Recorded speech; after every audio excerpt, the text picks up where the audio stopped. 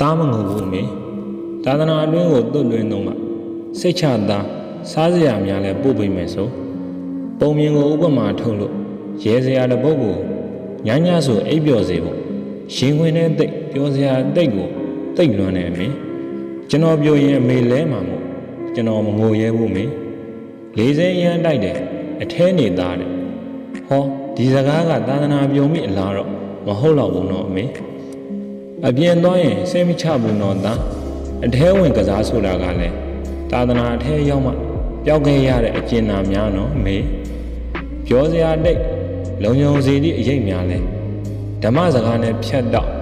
တားအပြောက်လဲစိတ်ချနေပြီလားအမေအခုတော့လေအဝေးတနေရာစီခွဲຫນွေရာသီကလွဲရင်ဝင်းနေရာသီသားတို့အဖြစ်ကိုလဲအာတင်းလို့ပြောအမေသာတော်တယ်ဆိုတဲ့စကားတစ်ခွန်းနဲ့တင်ဒါမငိုဘူးနော်အမေ